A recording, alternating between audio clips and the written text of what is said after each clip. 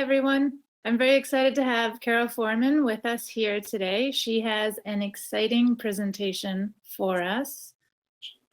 She's going to discuss the different sculptures that she's made and show us a few videos. If while you're listening, you can think about different questions you'd like to pose to her. And we'll open this up to questions at the end. I'll start by asking Carole a few questions. And then whatever hasn't been answered during that time, please have that ready, and we can ask her then. If you prefer to ask your question over the chat, please type it in there, and I will read that to Carole and try and get your question answered before the end of our talk. All right, Carole, please go ahead. Thank you. Okay, so thank you everyone for coming, and I'm sure all of you are familiar with my work, the people that are here, and I named this this little piece today, Between the Real and the Surreal, because I've been called a hyperrealist, actually, the doyen of hyperrealism, since there aren't any women except Patricia Pacini, and she doesn't do the figure the same way. And it's not as real as you think, although it looks like every little pimple and every little dot is there. It's more like the realism really comes from within yourself, like what you see. And a perfect example is when I showed this sculpture, Monumental Serena, in Central Park a few years ago. Even though it's 12 feet long, someone came up to me and said, is that a real person? So it's in the realism is in our own eyes. So I would say the two most famous sculptures I've ever made are this swimmer, Catalina, and the one you just saw called Survival of Serena. And I turned, in my hyperrealism work, I got very personal. And it's emotional, it's personal. I started doing this in the 70s. And for those of you who don't know what hyperrealism is, it grew out of photorealism, which made its debut in the 60s. And photorealism is when a painter takes like a photograph and turns it into a painting. And then Dwayne Hansen, later on in the 70s, simultaneously with what I'm doing, he started doing like everyday people. And many of you may be familiar with the supermarket housewife, or Mr. and Mrs. Miami Beach. So those are some of the pieces. I did this swimmer, and for many years, until I showed in the Venice Biennale, my work was life-size. So this is a monumental one. You can see me doing the water drops next to it to get the size. And David, it's not going. Oh, here we go.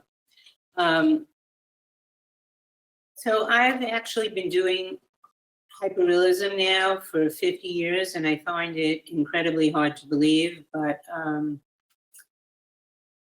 able to finally proudly say how old I am, because I think you get to a certain age and you're entitled to say how old you are. So now I'm working also in tabletop size. So I started in life size, then I went to monumental after many years, and now I'm doing tabletop size. And I'm the only artist who can paint with, I paint with lacquers so that these pieces can go outdoors. And this is something I've only been doing for the last 15 years, trial and error as to how long they last. And I think I've got it under control. I even have the water drops so that they don't turn. Years ago, they turned yellow.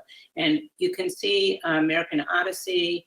I was invited years ago to be in this show, and I showed Sunburn, which recently went to auction. And there were no other hyperrealists in this show, American Odyssey. And I was invited by a very big art historian to be part of this show, bringing American art, the best of American art, to Spain. It traveled all over Spain, and then it came back to a New York museum. This is a picture of Catalina in life size, and this is the Serena in life size. It used to be called Inner Tube, and I just wanted to put this up front in the beginning of the presentation so you could see how the pieces evolved from life size into monumental. I was asked by John T. Spike to show in the Venice Biennale, which was a turning point in my career. And he said to me, I have to take Catalina and Serena and make them a monumental size. And he would put them at the gates, at the entrance gates to the Biennale, where 250,000 people would see it. And it was technically harder in those days because they didn't perfect rapid prototype and 3D scanning, but I made them very, very large. And we renamed Serena, actually John Spike renamed it, instead of Serena, Serenissima, Survival of Serenissima, because showing it in Venice, we always want Venice to survive. And he said to me, you have to make them as large as possible, because if the pyramids were small, no one would go to Egypt. I'm also very proud of my work being in the collection of President Bill Clinton and Hillary Clinton, and they own Blue Beret, and they also own Isla Mirada. And his staff acquired Blue Beret as a gift for him, and he kept it in his personal collection. And it was a funny story how they got Isla Mirada. I was pitching them when he was president to do his portrait for the library. And so Rex Scouten, the curator, said to me, would I like to come to the White House? And in those days, I was very excited to go. And he said, bring a small sculpture, something really small that you can carry, so that I can show them what it would look like, give them some idea. So I didn't have anything really small in my house, except for this small sculpture called Blue Beret that I had given my son for graduating high school. So I figured, well, he's in school, he won't miss it. I took Blue Beret, I brought it, they put it on the mantle. You can see, this is the Blue Room. You can see George Washington up there. I put it on the mantle, and Hillary Clinton walks in and she says to me, oh, it's so nice that you brought me a gift. And I went, uh-oh. And I just said, you're welcome, because what was I gonna say? So I'm gonna show you a video. This went viral on Facebook or Instagram, whatever goes viral on. Insider.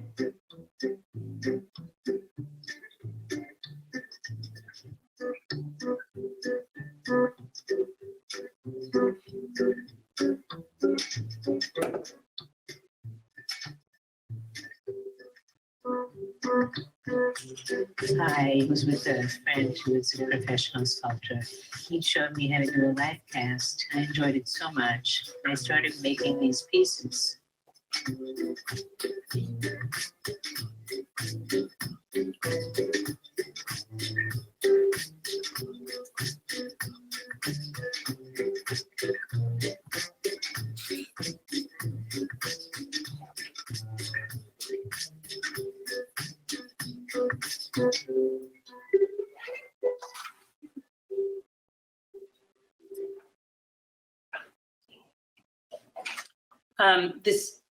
I do these pieces in variants. So some of them, the very large ones, are a variant of 3, and the life-size ones are a variant of 6. And I did this piece and I put crystals on her cap, beautiful crystals, and it was bought by Maluma, I think he has 22 million followers on Instagram. So this is his new girlfriend, and he's kissing the sculpture. And this is another version. This is another version with crystals on the bathing suit, and I'm rather fond of this version. So most of you have asked how I paint. So here's a little video.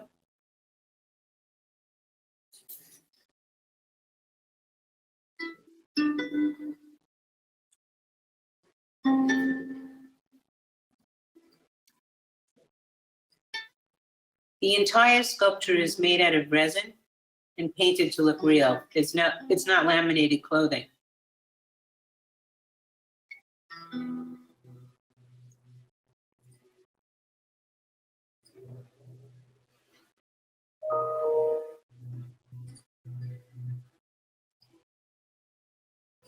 Almost 20 minutes.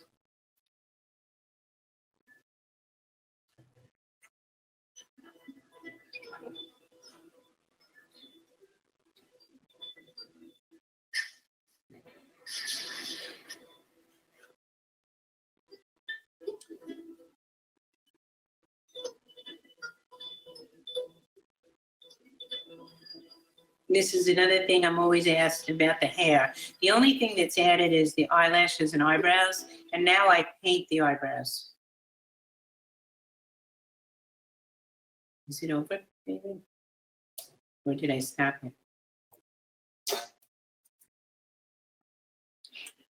This sculpture is another iconic one, and it's a male, and most of you know me for doing female sculptures.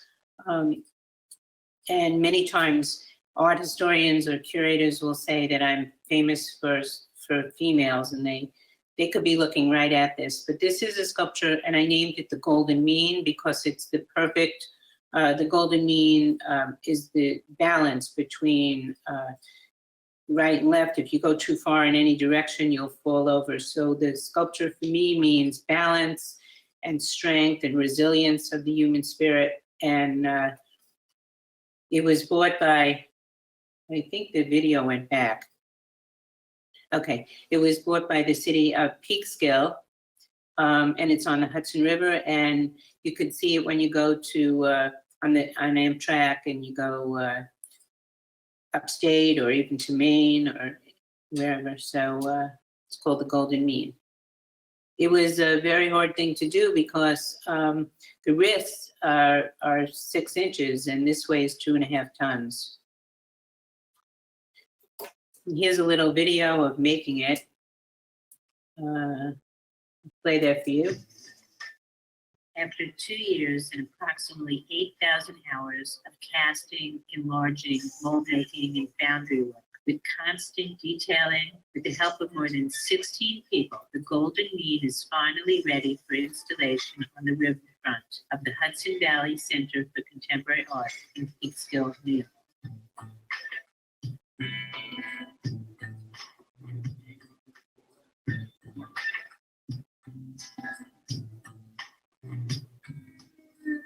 The Golden Mean describes proportion, but it is not merely a term, it's an actual ratio. To Aristotle, it was in a desirable middle between two extremes. To the Greeks, it was beauty. John Keats said, beauty is truth, truth is beauty. To lean too far in either direction might cause one to fall, but to achieve the Golden Mean is to strive for perfect balance, the path to enlightenment and virtue.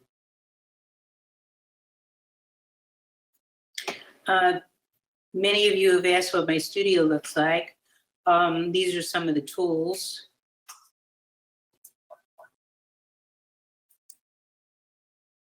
I am commenting on what a woman had to break through. Don't forget, this was the early 80s, especially in art. It was very lopsided. Only 2 women had a solo show at the Met, and they were both over 90. It was very hard for a woman to achieve anything in the field of art. I did a sculpture called Cocoon, a woman enclosed in herself, because women, I thought, have to go within to find who they really are. A man goes to the outside to achieve, but women have to go to the inside first and then break through.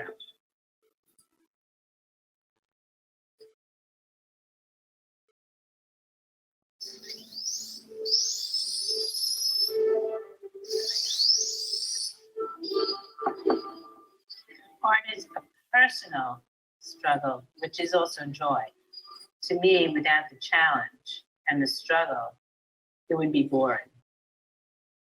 I could do a very simple sculpture, but I don't really care for that. I want to do something that says more and more.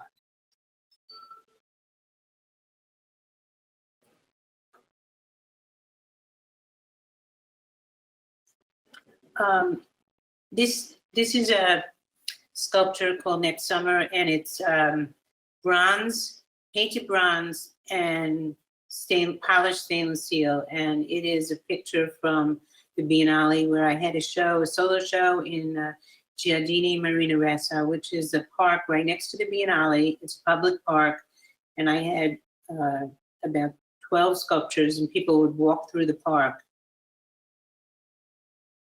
And this is another view of the garden with monumental Kwan. And you can see all the water on it from the rain. It was raining that day.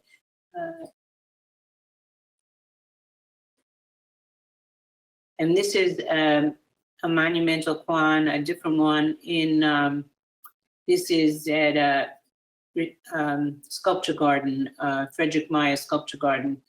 And in the Kwan, it's a woman balancing on a ball. And I named it Kwan because she's traditionally the goddess that looks down on the earth and protects women and protects the world. But it also means poise, balance, steadiness, emotional stability, calm behavior, and judgment. And curiously enough, it means Kwan is quantity. It has to do with money.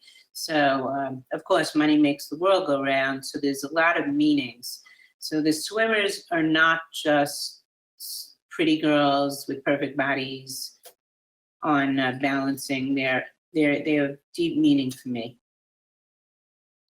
And this is a sculpture called The Message. And this is a very romantic piece. It's in a beautiful location in a garden. And it's a story about a girl who was walking along the garden, and she sees a locket, and she bends down to pick it up, and in the locket is a message.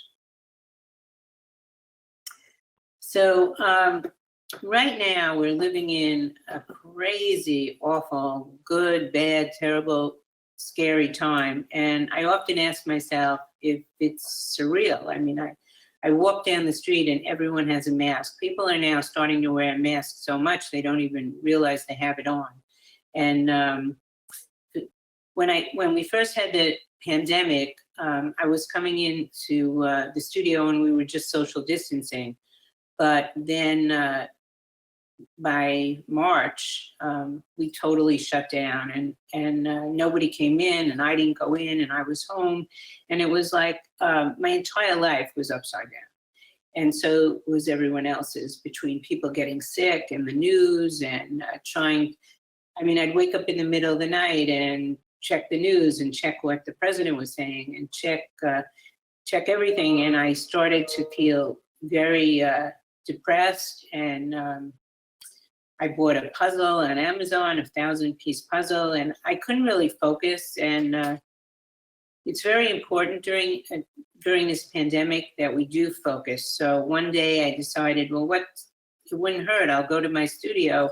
And this was before they opened up manufacturing. I'll go to my studio because there's nobody there. And I started to work, and I felt much better. And art is very healthy, and it makes one feel better. My collector, who owns Brookwick Beach Ball, and she lives in Greece, sent me this adorable picture last year of her dog, introducing, the dog was, as you can see, introducing Brooke. And she just sent me this new picture. Now Brooke is wearing a mask. And let me see. So the Brooke was the last one, maybe? This one?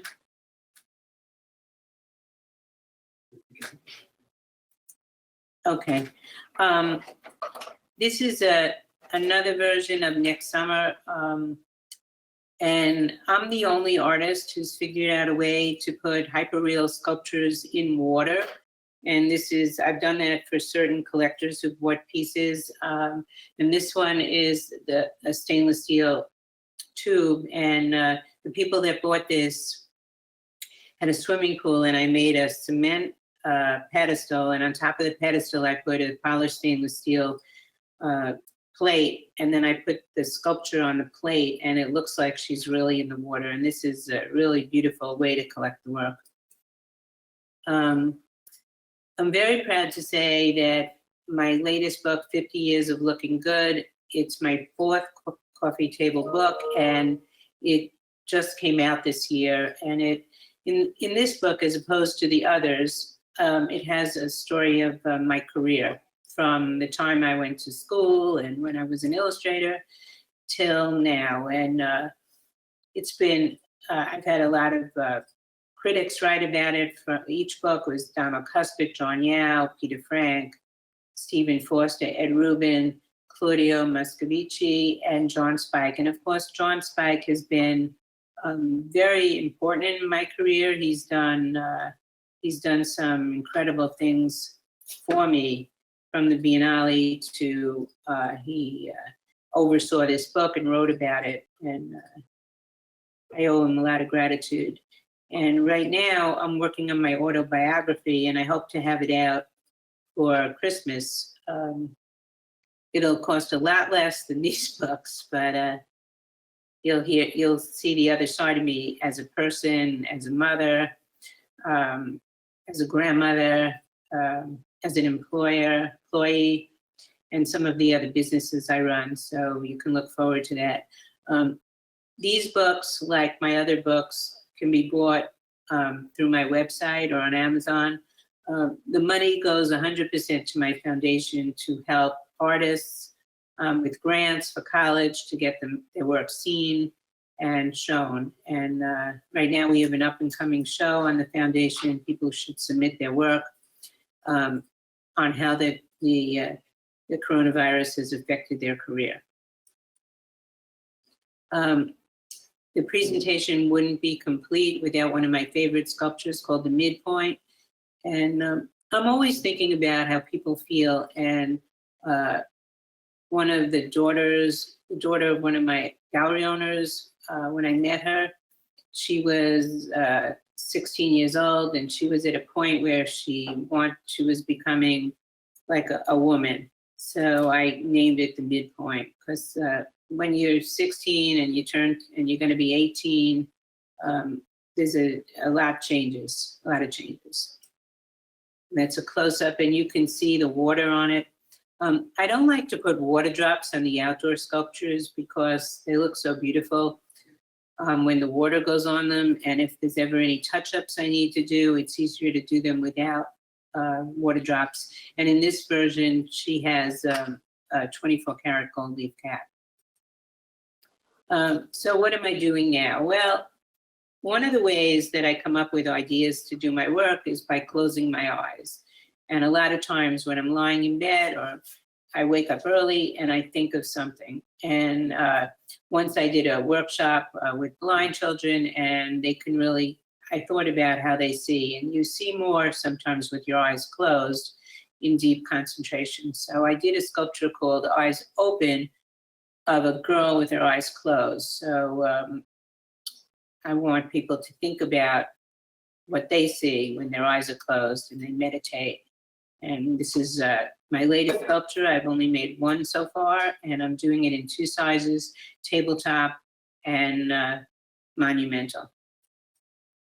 And this is a close-up of her hand and very hyper-realistic. This is from a show I had at Mass MoCA, which is one of the largest and most important museums in our country, in Massachusetts. And the publisher of several of my books, Hudson Hills, put on a show in the room that they have in the museum. It's the Sculpture Foundation, and Christina was very popular. And you can see on the wall, I have some prints all the way in the back, and I have some paintings I've done. And I paint pictures of my sculptures just like I design clothes with my sculptures. And like I said, the money goes towards my foundation. And this is a close-up, and you can see the message in the back, and Christina up close, and the paintings a little more. And this is another new one, and it's called Contemplation. And I did Contemplation when the model who was supposed to pose for me, I'm waiting for her to come, and she said she's not coming. And I said, why aren't you coming? She said, I gained some weight and I don't want to come. And I convinced her to come.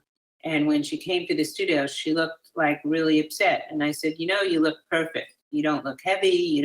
You look absolutely perfect. And I did this sculpture called Contemplation. So it was it really had a lot of meaning, because people have a different image of themselves, and we should all contemplate our lives. And I'm very excited about this show. It's traveling all over the world. It's been to 8 or 9 museums so far, and it's called Hyperrealism. They even had to change the name of the show because it's gone for so many years. It was supposed to go through 2018, and it's still going strong. It's been in Australia, it's Germany, all over the world, England. Fabulous show. And it's got, you can see Maurizio Catalan and John DeAndrea and me, Robert Graham, Dwayne Hanson, some of the really, really big names in hyperrealism. And those are the 21 best hyperrealist artists, according to the people who did the show and the other museum showing it.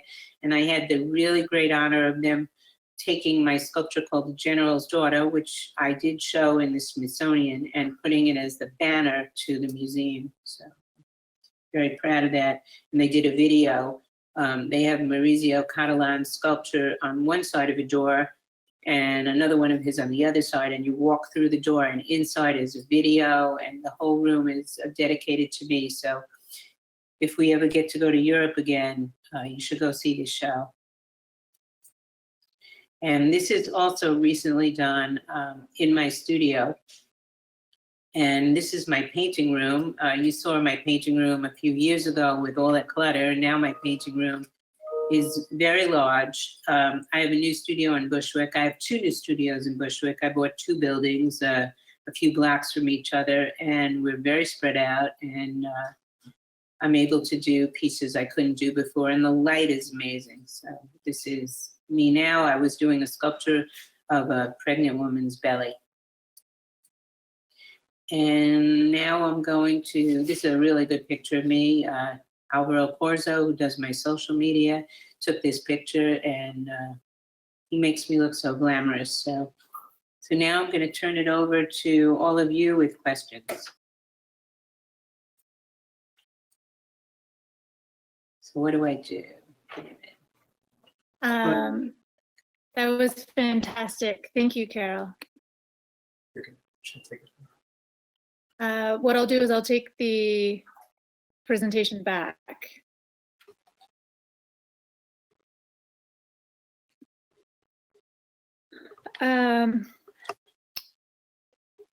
So I'd like to start by asking you, the swimmer has been transformed through your art into an archetype of power, strength, and the real. And I'm wondering what drew you to explore this form metaphorically throughout the entirety of your career. this metaphor of feminine power and strength. Where does that inspiration come from for you? It's a great question. Thank you, Jessica. My inspiration comes from within. Like every sculpture I do comes from my own feelings about my own balance, my own how I feel about women. I'm part of a women's organization worldwide, the International Women's Forum, and I always think about empowering women. And for me, I speak through my work. Some people are writers, some people are in show business and actors, but for me, my communication is through my work. So for me to show a strong woman or harmony or balance is my metaphor for communication.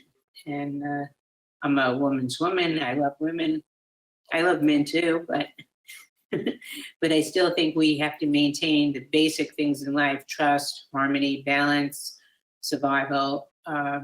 Those are the very important things in my work. If you look at it and if you look deep into it, it's really about that. Fantastic, thank you. Can you tell us a little bit about your foundation and what it does? Well, I had the good fortune through the years of showing internationally and in group shows, and artists would come up to me all the time and say, I would love to have a New York gallery. How do I get in? What do I do? Can I help them? And I can only show people their work. I can't really get them in to a gallery because I'm an artist also. I can't, get them in. So I was thinking, what can I do to help artists? When I was in college, going to art school, my parents disowned me and I had to work my way through college because in those days, parents didn't want their daughters to go to college or do art. They wanted their daughters to go to college to marry a rich husband who'll take care of them. So I had to do this on my own. And I was thinking, a lot of women, they juggle their career, they juggle motherhood, they juggle cleaning up their house and everything. How can I help them? And that led me to starting a foundation. And the foundation was created in 2011 to help artists that I feel need some help or could use my help. And I've given shows, I've given grants. I've invited curators to select the best in the show so that their work can be seen curatorially. And now with the pandemic, there's a show I'm doing on my website where I'm inviting artists to submit 5 or 6 pictures of their work. And I'm going to be the curator this time. And, and I'm going to pick out, with the pandemic, you can show a lot more work. You don't have to bring it, you don't have to hang it up. And I'm going to select a show, and the theme is how the pandemic has influenced you and your work. So I also, by the way, just thought of it. My foundation has no money, so to make money, to do all these things, I designed a bunch of clothes like shirts and hats and scarves and cups and plates and all sorts of stuff. Pretty nice things. And I've even put some sculptures on that you could buy for like a couple of $100, or I'm going to be putting one on that's a little bit over like maybe $7,000 in bronze. It won't interfere with my other work, but it'll be able to allow people to buy something at a price point they can afford by me, and the money, 100% of it goes to my foundation. So that's what I've been doing. Phenomenal. I love that you're elevating those coming behind you. It's really fantastic. I have a question for you here from Cheryl Wilson-Smith. She's asked, when you make a sculpture, how many do you do of, say, one tabletop sculpture? And let me know if I'm interpreting this correctly, Cheryl. So you're wondering how many editions of one sculpture Carole makes? Well, the monumental, I make 3. Anything over 20 feet, I do 1. And the life size, I do 6.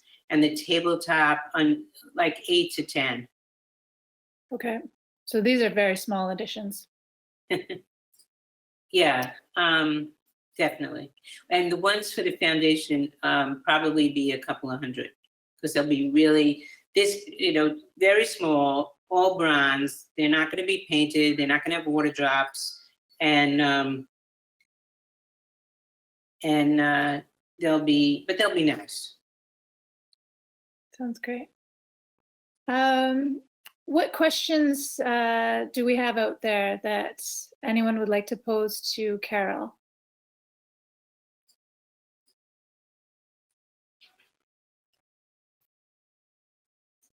I have a question. Please, Benny. Can you How are turn you? your video on as well? Yeah, Okay. sure. Thank you. I really love your work, Carole.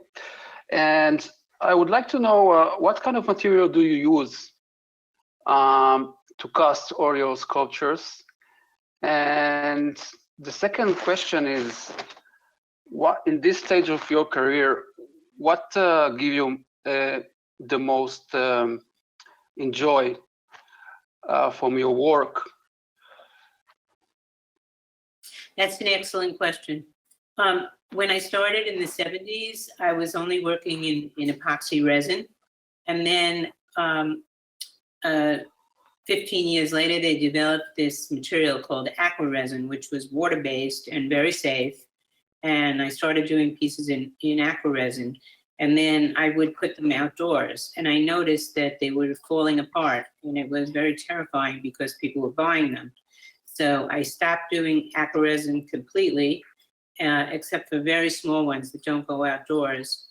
And I started working in bronze and stainless steel. And now I work in a different kind of epoxy. It's called epoxamite, and it's very, very strong. It's light. It can be shipped. It can be outdoors.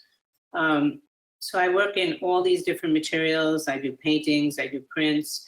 And as my work has grown, I've learned a lot, and I keep learning about materials.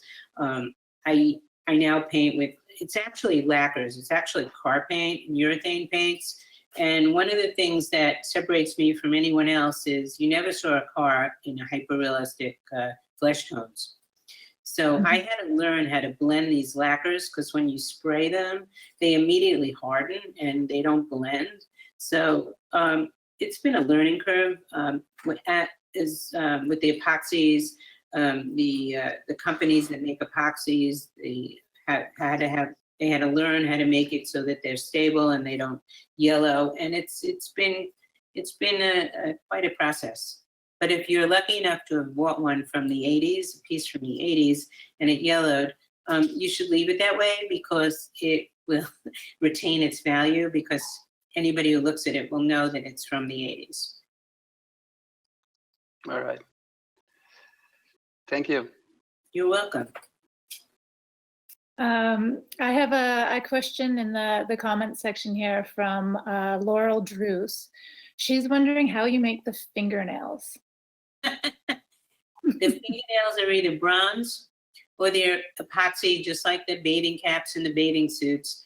And then I paint them so they look like real fingernails. And I'm very careful that if your hand is pressing on your skin or something, then this little part of your finger turns a little redder. And I'm always like staring at people to see, what happens to their coloring, what happens when they touch something, and make it as realistic as possible. But they're not real nails. They're not glued on.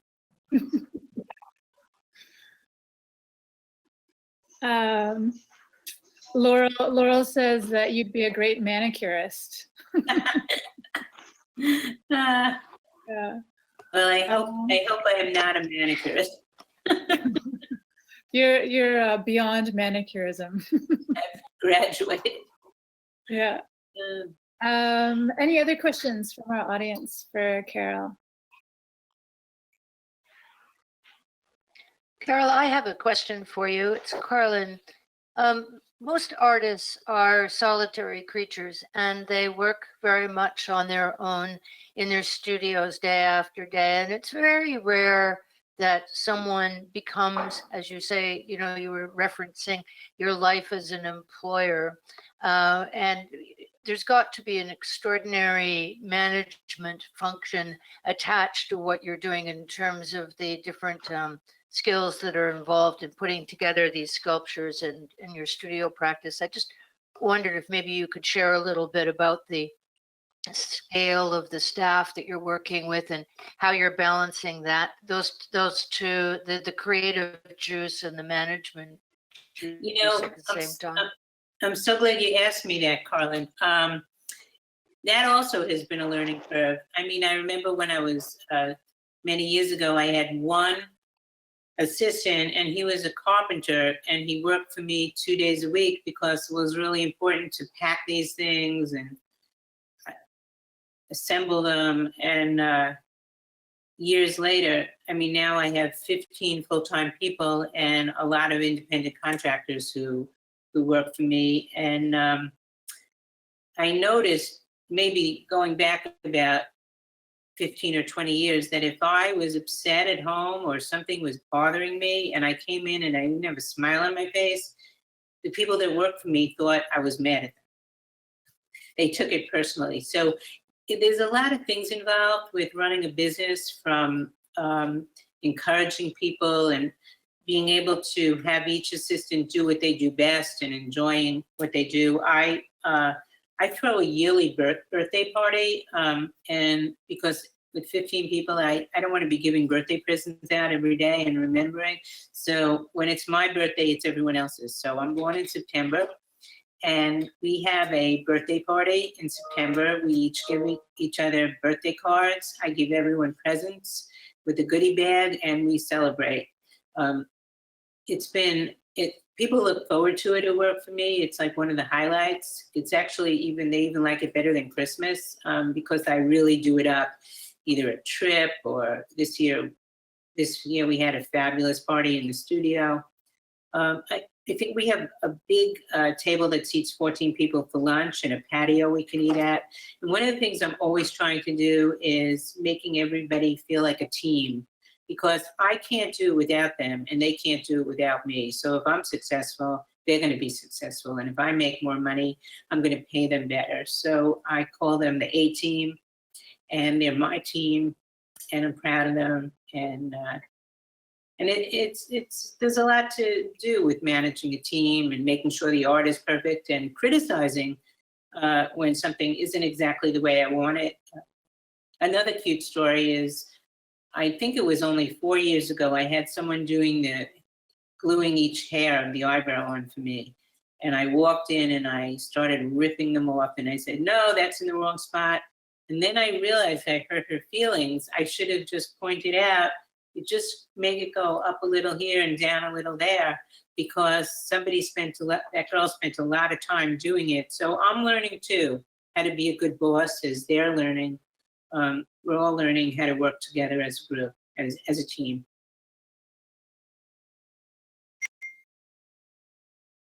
Did I answer your question? That's great. Absolutely, that was great. Thank you. Sophie Di Francesca has commented that she happened upon one of your monumental pieces in New York and found it incredible, and is wondering at what point in your career were you taken seriously? Did you have to push in, or? Oh my God, taken seriously. When are women going to be taken seriously, please?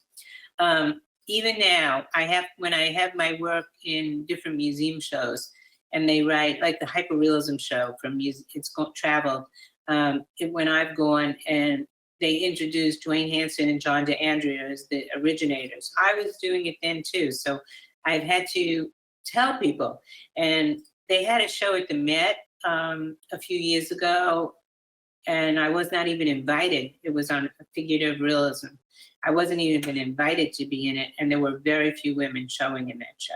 So it's an uphill struggle to break the glass ceiling, and I think the art world has been every bit of a good old men's club as any other profession. When I started, and I tried to get into my first gallery in 1983 or 4, and I took my work from gallery to gallery. They all said no because I had children, and they thought that if they spent money on me and invested in my career as a gallery, I could quit and take care of my children, and they couldn't rely on me. So women have a lot of struggles and more to go, little by little. What an impressive career. Laurel has commented here again that she visited your studio in New York years ago, and at that time you had many bronze sculptures on the wall that were not hyper-realist. And she was wondering if you're still working on those, because she really liked them as well. That's some of my favorite work. In one of the videos I showed today, you saw the bronze figures, the goddess figures, and I call them painting with fire. When I had hurt my hand, seriously, had a sculpture fall in it, and I couldn't do realism, I came up with this idea that I could go to a foundry and I could take like one of my sculptures. I couldn't really clean it up, the life castings, because my hand wasn't working so good. So I took it in whatever condition the casting was, and I had them make me a sand mold, a half mold in the sand. And then I said, could you melt metal till it's liquid, 2000 degrees, and I'll pour it into the mold, into these sand molds. But we ran out of the Evador bronze, that's the golden bronze. So I had him melt some scrap metal, and then I had him melt, we ran out of that, and then I had him melt some aluminum. And then I noticed that through pouring in all these different materials, I was using the materials, the molten bronze, as if it was paint or colors. And I came up with this, then I decided if I pour it slowly, it'll be more realistic. But if I throw the metal, very dangerous, but if I splashed and splattered it like Jackson Pollock, I could get another technique. And I was loving it, and absolutely loving it. And then I came up with this idea that since I'm an astrologer, what if I poured the hot metal, the molten metal, into the sand, and I immediately had the people who work there smother it in sand, put sand on top of it, not just so it's encased in sand, and what would happen? And then the moment they uncovered, they pulled it out of the sand, it would be the moment of their birth. I could do an astrology chart.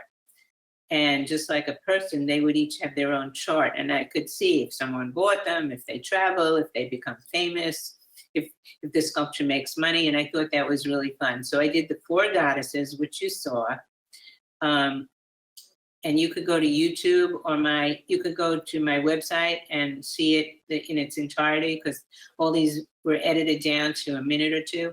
So you could see it, and you could see the process of my pouring metal in a process that I renamed painting with fire. And I love doing it. It's my favorite. Will I see more? Right now, I don't think the foundries are open, but as soon as they are, I'll be doing more. Very cool. I'd like to, we're getting close to the end of our hour. So I'll pose one more question to you if nobody else leaps forward with one.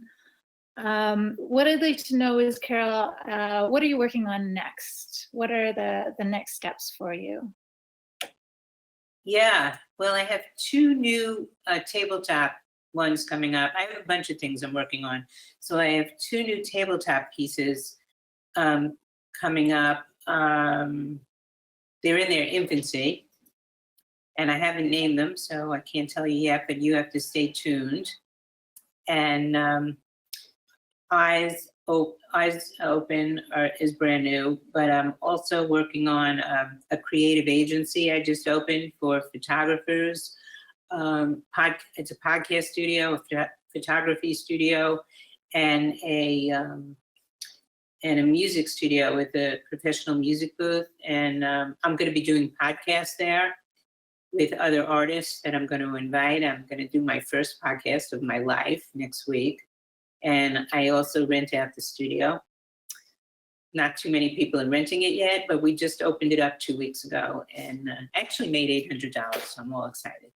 So that's another thing I'm working on. I'm writing my autobiography, and I hope to have that done. That takes up like hours and hours of writing. I have a ghostwriter, but since I have to give him, he gives me questions and I have to answer the questions, and it's 24 chapters, so it's a rather large book. What else?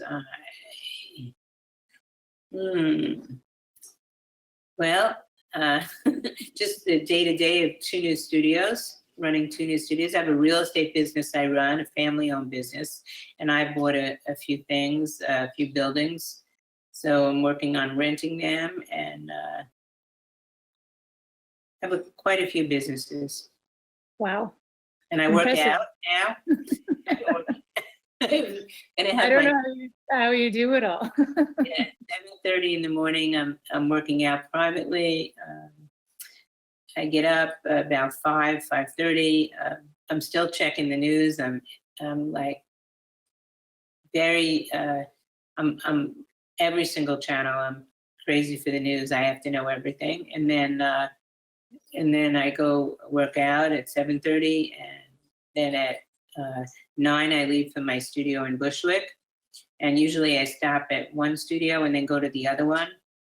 And then at about 11, I am on the computer answering emails and taking care of all the things I have to take care of. And 4 o'clock, I paint.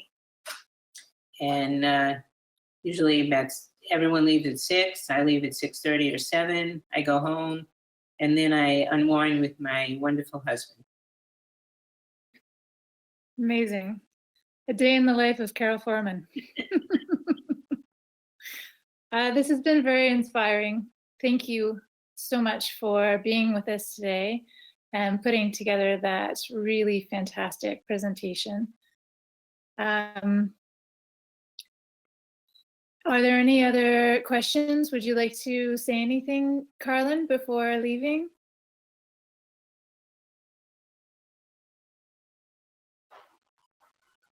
Thank you so much, Carole. Really, it was a pleasure. And a number of people have made comments here in the chat talking about how fascinating it was to get a look behind the scenes. Something you may not realize is that I know that there are probably 5 or 6 sculptors here with us today who have joined this talk. And I know that from their point of view, that was also really interesting. Benny is in Israel, and good to see you again, Benny. But we have a number of artists here today, so that's also just really great and interesting. Thank you so much for being so generous with your time. The technology is always a little fritzy and frustrating to get used to, but one of the good things about this sort of presentation or talk, I mean, how impossible would it have been for you to come to our gallery and for people to join from all over the world? So it's actually, maybe this has forced us to shrink the world a little bit and be able to find other ways to stay close. Thank you. Thank you. Thank you, Oeno Gallery. Thank you. You did a great job teaching me how to do this. We practiced and how to do this talk, and I really enjoyed it. I'm glad to meet other sculptors. I mean, I'm on the board of Shashama, just to mention one more thing real quick, and that's an organization in New York that they give artists shows in buildings that are unrented, in the ground floor of buildings. And if you're interested in showing your work, you should let me know. I'm also on the board of the International Sculpture Center, and that's an organization for and about sculptors only. And And like I said, I'm on the board, I'm the president of my own foundation, and I give shows. So for the artists that have tuned in and artists that you know, make sure you contact the gallery, make sure Jessica or Carlin can contact me, and perhaps I can help you. Wonderful. Beautiful offer, yeah. Thank you so much, Carol. Yes. If everyone can turn on their cameras that are able to and wave goodbye. Bye-bye. Thank you. Bye-bye. Thank you all for coming. All right, thank you, Carol. Thank you so much.